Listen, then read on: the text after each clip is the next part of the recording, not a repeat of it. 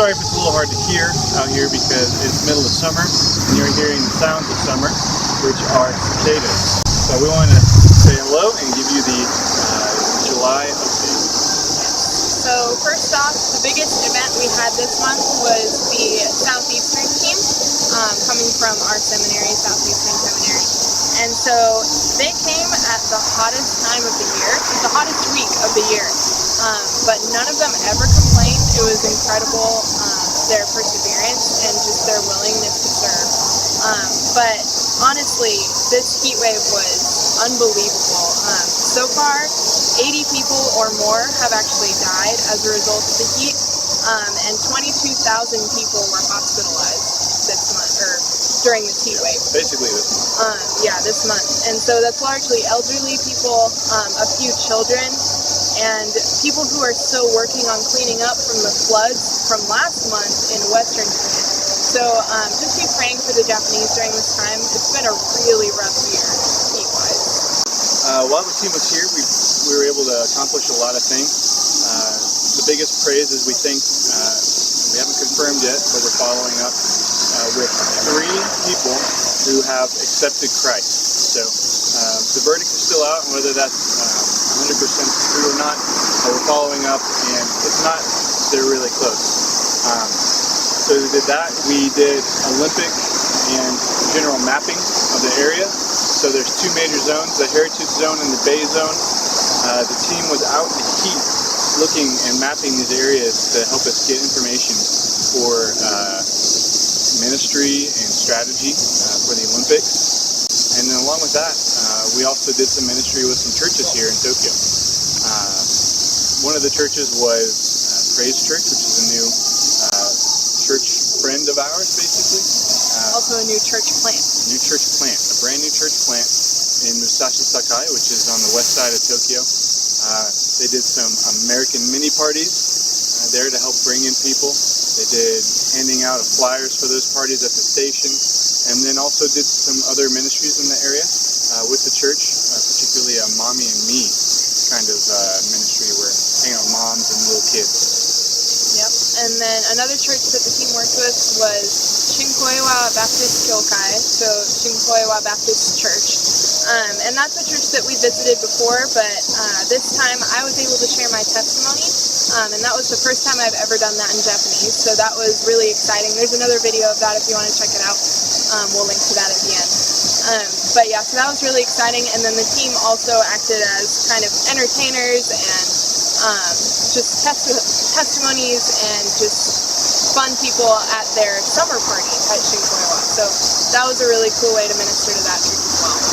Along the same thread of the Olympics stuff, I got to jump in on my first meeting with this, it's essentially a coalition of churches and ministries and some different groups represented in this coalition who are working on strategy for the Olympics. Right now, we're getting ready for Rugby World Cup, which is a big deal for rugby culture countries.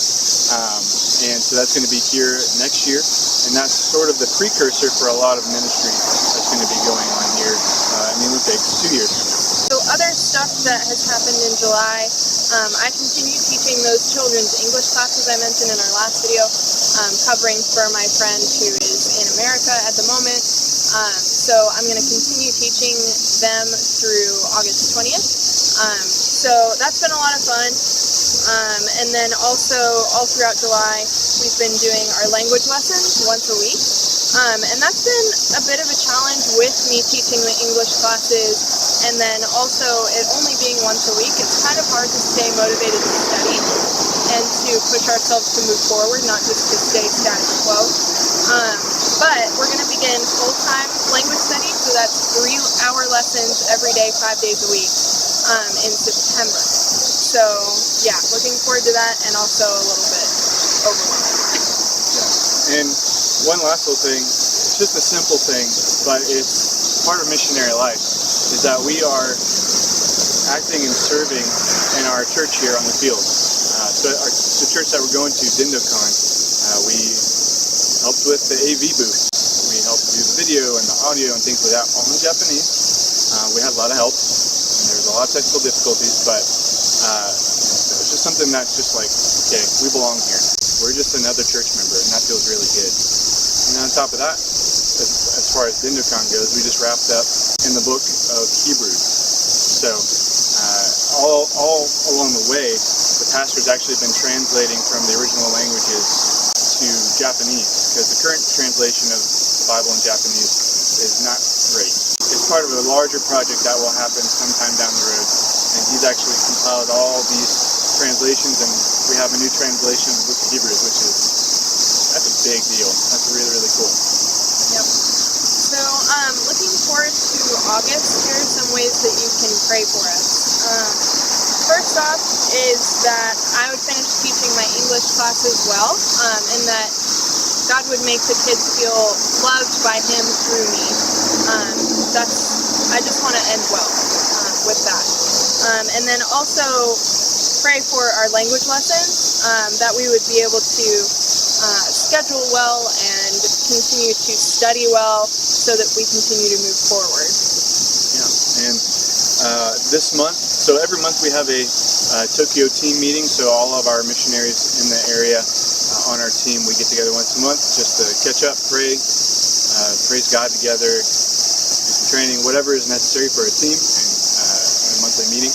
But this month is actually going to be a fun day. So we're getting together, we're having fellowship, we're going to go do some fun stuff together as a team, and a handful of our families that are on our team are actually going to be going stateside here soon. So this is more of a see ya in a couple months / let's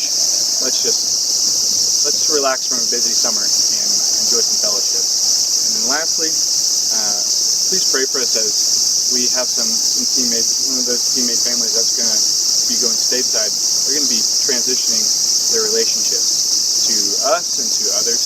And so please be praying that not one of those relationships is lost in the process, and that we might be able to have genuine relationships start with them ourselves and be able to pick up and carry on where those relationships are left off, especially when it comes to the gospel. Please subscribe if you're not subscribed. We're very close to hitting that 100, which is going to allow us to have some functionality on our page. All right, thanks guys.